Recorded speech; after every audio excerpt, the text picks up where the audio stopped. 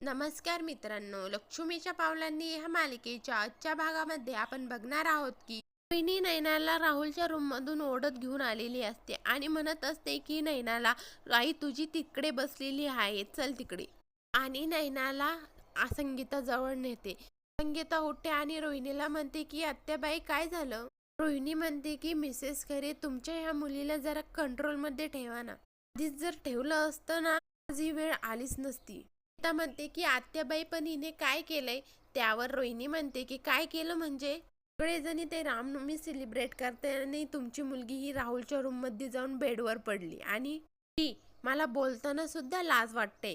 संगीता नैनाला म्हणते, अगं नैना, जनाची नाही तर मनाची तरी लाज बाळग. अजून लग्न व्हायचं ना तुझं. त्यावर रोहिणी म्हणते की अहो, ही कशी काय लाज ठेवणार. घरातून संस्कारच मिळाले नाही ना असे, त्यामुळे हिच्याकडून तरी काय एक्सपेक्ट करायचं. मी जर तिला चांगलं वळण लावलं असतं ना, तिनं आज हे सगळं काही केलंच नसतं. सांभाळा आता तिला. बोलून रोहिणी तिथून निघून जाते. संगीता नैनाला म्हणते की हात जोडते मी तुझ्या पुढे, सुखाने जगून देत आम्हाला. नैना म्हणते की चुकीचं काय केलं मम्मा. मी माझ्या नवऱ्यालाच भेटायला गेले होते. होणारा नवरा आहे तो माझा, मग यात चुकीचं काय केलं मी. संगीता म्हणते की थोबाड फोडेला मी तुझं. नंतर सगळेजण पूजेसाठी जमलेले असतात. त्यांच्या इथे आलेले गेस्ट म्हणत असतात की वाव, किती छान सजावट केली आहे प्रभू श्रीरामचंद्राच्या पाहण्याची. म्हणतात की चला आता आपल्याला प्रभू श्रीराम जन्माची पूजा सुरू करायची आहे. हा कलाला म्हणतात की सगळेजण आलेले आहेत सुनबाई, पूजा सुरू करायला घे. कला म्हणते की हो आजोबा. ही कला पूजा करते. सर्वजण त्यानंतर पाळणा घेतात. पाळणा झाल्यानंतर सर्वजण श्रीराम नामाचा जय घोष करतात. त्यानंतर कला सगळ्यांना प्रसाद वाटते. रोहिणी अद्वैतला खुणावून बोलावते. अद्वैत निघायला लागतो तेवढ्यात कला समोरून येते. त्यावर अद्वैत कलाला म्हणतो की काय चाललं आहे तुझं. कला म्हणते की म्हणजे. अद्वैत म्हणतो की अशी अचानक समोर का आलीस. म्हणते की अचानक कसं, मी येतच होते, तूच कुठे चालला. अद्वैत म्हणतो बरं तू बाजूला हो, मला जाऊ दे. त्यावर कला म्हणते अरे प्रसाद तरी घेऊन जा. अद्वैत म्हणतो की दे लवकर. कला प्रसाद देते आणि म्हणते की जा आता. त्यानंतर संगीता कलाला म्हणते की अगं अद्वैतराव कुठे. त्यांनी नैनाच्या प्रकरणामध्ये खूप साथ दिली आपल्याला. खरंच लाखात एक जावई आहे माझे. कला संगीताला म्हणते की काय माहिती तुझा लाडका जावई कुठे गेला ते. प्रसाद देत होते तर माझ्यावरच चिडला. मला महत्वाची कामे आहे, बाजूला हो, मला जायचं आहे. त्या म्हणते असं बोलत असतात का. कला म्हणते की असं असेल तर जा तुझ्या सोबत घेऊन तुझा लाडका जावे, 2 दिवसात आणून सोडशील तू इकडे. त्या म्हणते असं बोलायचं नसतं, कुणी ऐकलं तर काय म्हणेल. लाखात एक आहे माझा जावे, अगदी 100 नंबरी सोनं आहे. त्या म्हणते की तुझं काय ग, भेटल्यापासून आल्यापासून तुझी लेक किती काम करते, पण तुला कौतुक तर जावायचंच आहे. माझ्याशी पण बोल की 2 गोष्टी. संगीता त्यानंतर कलाला मिठीमध्ये घेते.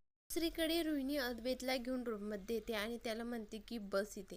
अद्वैत रोहिणीला म्हणतो की काय झालं आत्या, बोल की. ती म्हणते की अद्वैत, मला स्वप्नात देखील वाटलं नव्हतं की राहुल असं वागेल. त्याच्या ह्या चुकीमुळे घरातील सगळ्यांचा त्याच्यावरचा विश्वास उडालाय. ह्या घरामध्ये आम्हाला फक्त तुझा आदर मिळत आला आहे. राहुलला नेहमी तुझ्या सख्या धाकट्या भावासारखं वागवलंस. त्याच्यासाठी ह्या घरामध्ये तू आणि मी सोडून कोणीच नाही.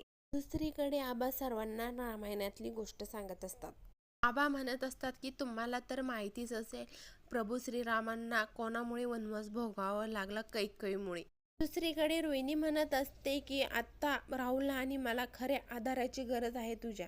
अद्वैत म्हणतो की आत्या तू असं का म्हणतेस, तुला वाटतं तसं काही नाहीये. मी सगळेजण आहोत तुमच्या सोबत. म्हणत असते की जेव्हापासून नैनाचा खरा चेहरा बाहेर आला ना, तेव्हापासून त्याची अजिबात इच्छा नाही तिच्याशी लग्न करण्याची. आता त्याचं देखील तुझ्यासारखंच होणार, त्याच्या मनाविरुद्ध लग्न होणार आहे. त्यावर अद्वैत म्हणतो की पण आत्या, राहुलने चूक केली आहे आणि त्याने केलेली चूक ही साधी नाही, एवढं तर मान्य आहे ना तुला. रोहिणी म्हणते की हो मान्य आहे ना, पण त्यात त्या मुलीची देखील तितकीच चूक होती. आणि मी जर हट्ट धरून बसले असते ना, डॅड फक्त फार फार तर चिडले असते, पण मला जे वाटतं तेच केलं असतं त्यांनी. पण मी त्या मुलीचा विचार केला. पण काय हे लग्न टाळू शकत नाही. अद्वैत, मला त्याचं करिअर तरी मार्गी लावू देत. मला तर माहितीच आहे डॅडने त्याच्याकडून पेढीचे सगळे मालकी हक्क काढून घेतले. दुसरीकडे आबा म्हणत असतात की कैकेयीला फक्त स्वतःच्या पोराचं भलं कसं होईन एवढंच विचार असायचा. दुसरीकडे रोहिणी अद्वैत समोर पेपर्स ठेवते आणि म्हणते की मी सांगते तुला काय ते. दुसरीकडे आबा गोष्ट सांगत असताना कला इकडे तिकडे बघते आणि म्हणत असते की आता कुठं गेला हा आगाऊ.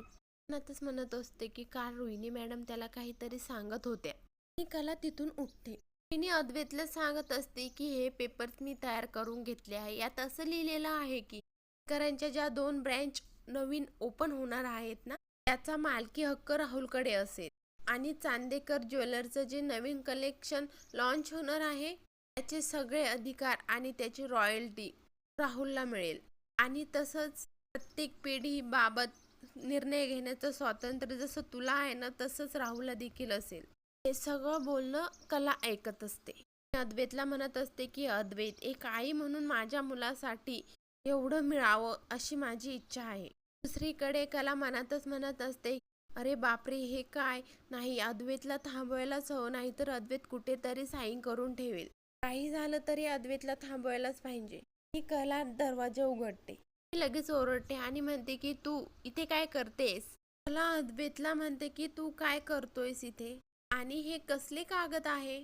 तू कशावरती सही करतोय. तू वाचले आहेस ना ते कागद. तिने म्हणते की हे तुझा काय संबंध हा आमचा घरगुती मॅटर आहे ना. तेव्हा बाहेरच्यांनी नाक खुपसायची गरज नाहीये आणि तसंही आम्ही दुसऱ्यांना फसवत नाही आहोत. मला म्हणते की अहो रोहिणी मॅम तसं नाही हो तुम्ही गैरसमज करून घेऊ नका. पुन्हा अद्वैतला म्हणते की चांदेकर तू पुन्हा पेपर्स वाचले आहेत ना. बघ तू एवढा मोठा बिझनेसमॅन आहे एवढा मोठा बिझनेस सांभाळतो आणि तुला तर माहितीच आहे आज साध्या कागदाच्या तुकड्यावर देखील सही करू नये. रोहिणी कलाला म्हणते की 1 मिनिट तू इथे आलीसच कशी. तू आमच्यावर पाळ ठेवून आहेस का. तिने म्हणते की मी म्हणाले होते ना अद्वैत ह्या घरामध्ये आमच्यावर कोणाचा विश्वासच नाहीये. ही कालची आलेली मुलगी देखील माझ्यावर संशय घेते. मला म्हणते की नाही हो मॅडम संशय कसला. मी फक्त इथे अद्वैतला बोलवायला आले होते. हे कागद मला महत्वाचे वाटतात. फक्त त्याला हेच विचारायचं होतं की तू हे वाचले का पुढेच बाकी काही नाही. अद्वैत कलाला म्हणतो की पण तू का शोधत होती मला. म्हणते की चांदेकर तू नंतर सही कर ना तुला आजोबांनी अर्जंट खाली बोलावलंय.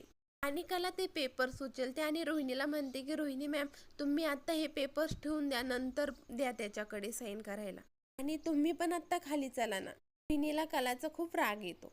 अद्वैत पेपरवरचा पेन उचलतो आणि म्हणतो की माझ्या एका सहीने राहुलचं आयुष्य मार्गी लागणार असेल तर करतो मी सही. अद्वैत कलाच्या हातातून पेपर घेतो आणि पेपर्सवर साईन करतो आणि साईन करून पेपर रोहिणीच्या हातामध्ये देतो आणि रोहिणी अद्वैतला म्हणते की थँक्यू सो मच अद्वैत. सगळे म्हणतात ते काय खोटं नाही. प्रत्येक घरामध्ये तुझ्यासारखा एक मुलगा असायला हवा. त्यांची काळजी करणारा सगळ्यांवर प्रेम करणारा. सेकंड मला असं वाटलं होतं की कोणाच्या तरी सांगण्यावरून तू नकार देशील पण नाही. तू कोण आपला आहे आणि कोण परक याचा निवाडा केलास. थँक्यू. आणि मी हे पेपर्स ठेवून खाली जाते तू ये. आणि रोहिणी तिथून निघून जाते. त्याला अद्वैतशी बोलायला लागते. अद्वैत लगेच म्हणतो की आबांनी बोलवलं आहे ना. पुढं बोलून अद्वैत देखील तिथून निघून जातो. त्याला मनातच म्हणत असते की हा कसा आहे थोडा देखील विचार करता येत नाही की याला. रोहिणी मॅडमनी पेपरवर सह्या मागितल्या आणि याने देऊन टाकल्या. मला काहीही करून याच्याशी बोलायलाच हवं. मी खाली आल्यानंतर रघुला आवाज देते आणि रघुला म्हणते की जा बाजारातून मिठाई घेऊन ये. त्यावर रजनी म्हणते की अहो वंश आज कशाला मागवतायत. कलाने छान शिरा बनवला आहे प्रसाद आणि आलेल्या पाहुण्यांनी देखील खूप मिठाई आणलेली आहे. रोहिणी म्हणते की असू दे ग आज मी खूप खुश आहे. मी आज साऱ्यांना मिठाई खाऊ घालणार आहे. पुढील भागात आपण बघणार आहोत की राहुलला पेपर दाखवते रोहिणी आणि राहुल म्हणतो की मला स्वप्नात देखील वाटलं नव्हतं बाबा माझ्या नावे प्रॉपर्टी करतील म्हणून. रोहिणी म्हणते की शांत बस यातलं डॅडला काही माहिती नाही. फक्त मला आणि अद्वैतला माहिती आहे आणि दुसरं कोणाला कळायलाही नको. दुसरीकडे अद्वैतला कला म्हणत असते की तू राहुलवर विश्वास ठेवून खूप मोठी चूक करतोय. मला माहिती आहे ना राहुल कसा आहे. या सगळ्याबद्दल आपण आबांशी बोलूयात आणि ते पेपर्स देखील करूयात. आणि अद्वैत कलावर चिडतो आणि म्हणतो की बाद झालं उगाच माझी खरी बायको असल्यासारखं वागू नकोस. तुझा आमच्या घराशी कुठलाही संबंध नाहीये. आणि कला अद्वैतला म्हणते की सॉरी खरं तर मी हेच विसरले होते आणि तिथून निघून जाते. पुढील भागाच्या डेली अपडेट पाहण्यासाठी शिवानी मराठी चॅनलला सबस्क्राईब करा, लाईक करा, शेअर करा. धन्यवाद.